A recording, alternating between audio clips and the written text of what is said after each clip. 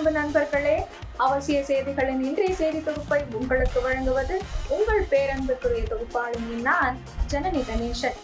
இன்றைய முக்கிய செய்திகளின் தொகுப்பை பார்க்கலாம். சென்னை அண்ணா பல்கலை மாணவி பாலியல் வன்கொடுமை சம்பவத்தில் கைதான திமுக அனுதாபி ஞானசேகரனுக்கு 30 ஆண்டுக்கு குறையாத ஆயுள் தண்டனை விதித்து நீதிமன்றம் தீர்ப்பளித்துள்ளது. சென்னை அண்ணா பல்கலை மாணவி அதே வளாகத்தில் கடந்த ஆண்டு டிசம்பர் 23ஆம் தேதி சக மாணவருடன் அமர்ந்து பேசிக் கொண்டிருந்தார். அப்போது அங்கு வந்த நபர் இருவரையும் மிரட்டி மாணவரை அடித்து விரட்டிவிட்டு மாணவியை பாலியல் வன்கொடுமை செய்துள்ளார். இந்த சம்பவம் நாடு முழுவதும் பெரும் அதிர்ச்சியை ஏற்படுத்தியது.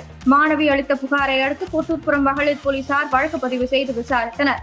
அடையாறு பகுதியில் சாலையோர உணவகம் நடத்தி வந்த கோட்டூர்புரத்தை சேர்ந்த திமுக அனுதாபி ஞானசேகரன் என்பவரை கடந்த ஆண்டு டிசம்பர் 25இல் கைது செய்தனர். உயர்நீதிமன்ற உத்தரவின்படி வழக்கை விசாரித்த சிறப்பு புலனாய்வு குழு சைதாப்பேட்டை நீதிமன்றத்தில் ஞானசேகரனுக்கு எதிராக 100க்கும் மேற்பட்ட பக்கங்கள் கொண்ட குற்றப்பத்திரிகை மற்றும் 70க்கும் மேற்பட்ட சான்று ஆவணங்களை கடந்த பிப்ரவரியில் தாக்கல் செய்தது. பின் இந்த வழக்கு விசாரணை சென்னை அள்ளிகுளத்தில் உள்ள மகளிர் சிறப்பு நீதிமன்றத்துக்கு கடந்த மார்ச் 7இல் மாற்றப்பட்டது. அனைத்து தரப்பு வாதங்கள் கடந்த 23இல் நிறைவு பெற்றதை அடுத்து கடந்த மே 28ஆம் தேதி ஞானசேகரன் குற்றவாளி என நீதிமன்றம் தீர்ப்பளித்தது. இந்த வழக்கில் நேற்று தண்டனை விவரங்களை நீதிமன்றம் அறிவித்தது. திமுக அனுதாபி ஞானசேகரனுக்கு ஆயுள் தண்டனை விதித்து நீதிமன்றம் தீர்ப்பளித்தது. ஞானசேகரனுக்கு 30 ஆண்டுகளுக்கு குறையாத ஆயுள் தண்டனை வழங்கி நீதிமன்றம் தீர்ப்பளிக்கப்பட்டுள்ளது. மேலும் 90,000 ரூபாய் அபராதம் விதிக்கப்பட்டுள்ளது. குற்றவாளி ஞானசேகரனுக்கு எந்த சலுகையும் வழங்கக்கூடாது என நீதிபதி கண்டிப்புடன் தெரிவித்துள்ளார். மேலும் இத்தனை நாட்கள் சிறையில் இருந்த காலத்தையும் கணக்கில் எடுத்துக் கொள்ளலாம் என்றும் நீதிபதி கூறியுள்ளார். பாகிஸ்தான் இனியும் பிச்சை பாத்திரத்துடன் சுற்ற முடியாது, இதனை நட்பு நாடுகள் கூட ஏற்காது என அந்நாட்டு பிரதமர் ஷெபாஸ் ஷெரீப் கூறியுள்ளார். கடந்த சில ஆண்டுகளாக பாகிஸ்தான் கடுமையான பொருளாதார நெருக்கடியை சந்தித்து வருகிறது. சீனா, சவுதி அரேபியா உள்ளிட்ட நட்பு நாடுகள் மட்டுமல்லாமல் உலக வங்கி மற்றும் IMF போன்ற சர்வதேச நிதியத்திடம் உதவி செய்யும்படி கெஞ்சியது. இதனை அடுத்து அங்கிருந்த நிதியுதவி கிடைத்தன. இந்நிலையில் பாகிஸ்தான் குவிட்டா நகரில் ராணுவ வீரர்கள் மத்தியில் ஷெபாஸ் ஷெரீப் பேசியதாவது, பாகிஸ்தானின் அனைத்து கால கூட்டாளியாக சீனா உள்ளது. சவுதி அரேபியா நம்பகமான நட்பு நாடாக உள்ளது. துருக்கி, கத்தார் மற்றும் ஐக்கிய அரபு எமிரேட்ஸுக்கும் இது பொருந்தும். அவர்களுடன் வர்த்தகம், வணிகம், புதுமை, ஆராய்ச்சி மற்றும் வளர்ச்சி, கல்வி மற்றும் சுகாதாரம், முதலீடுகள் மற்றும் லாபகரமான முயற்சிகளில் நாம் ஈடுபட வேண்டும் என்று அவர்கள் இப்போது எதிர்பார்க்கிறார்கள். பிச்சை பாத்திரத்துடன் அங்கு வருவதை அவர்கள் இனியும் விரும்பவில்லை. பொருளாதார சவால்களை எதிர்கொள்ள இயற்கை மற்றும் மனித வளத்தை பாகிஸ்தான் பயன்படுத்திக் கொள்ள வேண்டும். இந்த பொருளாதார நெருக்கடியை சுமக்கும் கடைசி நபராக ராணுவ தளபதி ஆசிம் முனிருடன் இணைந்து நான் இருப்பேன், இவ்வாறு அவர் பேசினார். ஆபரேஷன் சிந்தூர் நடவடிக்கை மூலம் இந்தியாவின் தாக்குதலால் பலத்த சேதத்தை பாகிஸ்தான் சந்தித்துள்ளது. இச்சூழ்நிலையில் ஷெபாஸ் ஷெரீப் பேசியுள்ளார். செங்கல்பட்டு மாவட்டம் மூவரசம்பட்டு அரசு மேல்நிலைப் பள்ளியில் அமைச்சர் தாமு அன்பரசன் தாமதமாக கலந்து கொண்டதோடு மின்சாரம் தடைப்பட்டதால் மாணவ மாணவியரை சுமார் 1 மணி நேரம் காத்திருக்க செய்ததோடு மட்டுமல்லாமல் தேசிய கொடி தலைகீழாக ஏற்றி இருப்பது கூட தெரியாமல் அவமரியாதை செய்திருக்கிறார் என தமிழக பாஜகவின் முன்னாள் தலைவர் அண்ணாமலை குற்றம் சாட்டியுள்ளார்.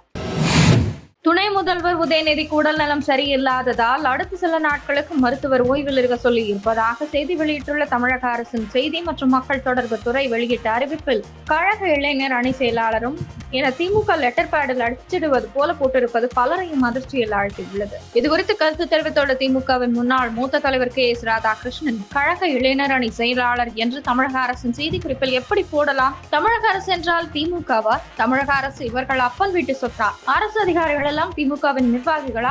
இப்படி அபத்தமாக சீர்குலைவை உண்டாக்குகிற நிலையில்தான் திமுக அதிகாரத்தின் கீழ் தமிழக அரசு இருக்கிறது. வேதனை வேதனை வேதனை. It is not fair. Tamil Nadu government press release showing DMK party color. DMK fails TN என கூறியுள்ளார்.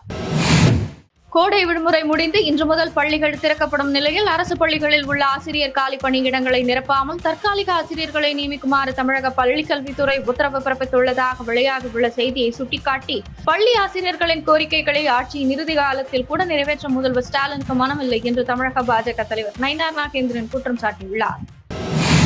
சர்வதேச விமான போக்குவரத்து சங்கம் சார்பில் ஆண்டு விழா கூட்டம் புதுடில்லியில் நடைபெற்றது. இதில் கலந்து கொண்டு பேசிய பிரதமர் மோடி, உலக விமான போக்குவரத்து துறையில் இந்தியா முக்கிய பங்கு வகிக்கிறது. பூமியில் நகரங்களுக்கு மத்தியிலான பகுதிகளில் மட்டும் நமது பயணம் கட்டுப்படுத்தப்பட்டதாக இருக்கிறது. விண்வெளிக்கு பயணம் என்பதை வணிகமயமாக்கி அதை மனிதர்கள் பயணிக்கும் வண்ணம் மாற்ற வேண்டும் என்ற கனவில் மனிதர்கள் இருக்கின்றனர். அதற்கு இன்னும் சிறிது காலம் இருக்கிறது என்பது உண்மையே. இந்த மாற்றம் புதுமைக்கான ஒரு பெரிய மாற்றமாகவும் விமான போக்குவரத்து எவ்வளவு பெரிதாக இருக்கும் என்பதையே காட்டுகிறது. அதை கட்டமைப்பதற்கான 3 வலுவான அம்சங்கள் நம்மிடம் உள்ளன. முதலாவதாக அதற்கான சந்தையும் மனிதவளமும் புதுமையை படைக்க விரும்பும் திறமையான மக்களும் உள்ளனர். செயற்கை நுண்ணறிவு, ரோபோட்டிக்ஸ், எரிசக்தி துறைகளில் புதிய சகாப்தங்களை கண்டுபிடிப்பவர்களாக உள்ளனர். மூன்றாவதாக தொழில்துறைக்கான கொள்கை உள்ளது. இந்த 3 திறன்களின் அடிப்படையில் நாட்டின் விமான போக்குவரத்து துறையை வேறு ஒரு புதிய உச்சத்துக்கு கொண்டு செல்ல வேண்டும் என்று தெரிவித்தார். சத்தீஸ்கரில் நக்சலைட்கள் 16 பேர் நேற்று போலீசாரிடம் சரணடைந்தனர். கெர்லபெண்டா நக்சல்கள் இல்லாத கிராமமாக மாறியது என போலீசார் தெரிவித்தனர். அயோத்தி ராமர் கோவிலில் தங்க குவிமாடம் ஷிகாரா நேற்று நிறுவப்பட்டது. இன்று அதற்கு பிராண பிரதிஷ்டை விழா நடைபெற உள்ளது. நாடு முழுவதும் கொரோனா தொற்று பாதிப்பு எண்ணிக்கை 3961 அதிகரித்துள்ளது. கடந்த 24 மணி நேரத்தில் தமிழகம் உட்பட 3 மாநிலங்களில் தலா ஒருவர் பலியாகியுள்ளனர்.